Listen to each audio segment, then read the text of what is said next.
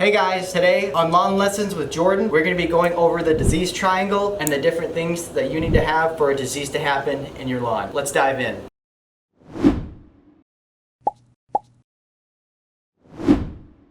Why do diseases or fungus happen in a lawn? For them to happen, three things need to exist. As you can see here, for a disease to happen, you need to hit each of these 3 points. And a lot of times you have the host, you have the pathogen, but we're waiting for that perfect environment to happen. And when that perfect environment happens to where that disease is going to grow and breed and expand, that is where we begin to see damage, a disease present in your lawn. Now let's go over each of these individually. Let's start with host. So for any disease, you need something to host that disease, for that disease to go viral inside or through. And for that reason, we have crops, cultivars, and susceptibility. Now, like plant crops can get diseases. Obviously, the host in this case is going to be your home lawn.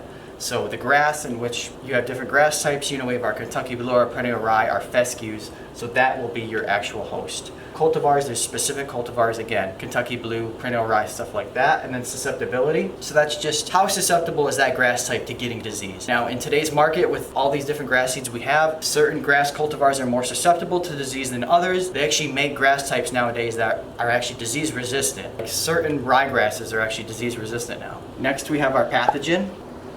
Now, all diseases usually start from a pathogen, such as a bacteria, a fungi, or a virus.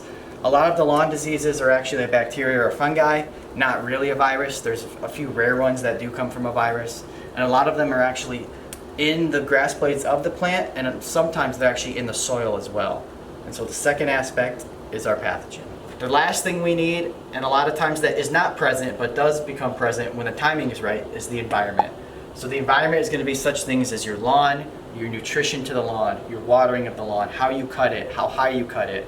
Other things are going to be air temperature, humidity. All those things really go into effect when we're talking about disease. And again, a lot of times we have our host, we have our pathogen, they can be sitting there in the lawn dormant, and they're not going to be active because we're not going to get that environment. But in these next 2 months, once we get those high humidity, those high heat days, that is going to give us the environment for disease, and that's when we're going to start to see a lot of damage in our lawns here in West Michigan. So today we talked about the disease triangle and the different things we need for a disease to happen. Now, that is today's video. Tune into our next video to actually see some of the specific diseases that we deal with here and ways that we can deal with them, ways that you can deal with them, and little tips and tricks to get around some of these diseases. Thank you.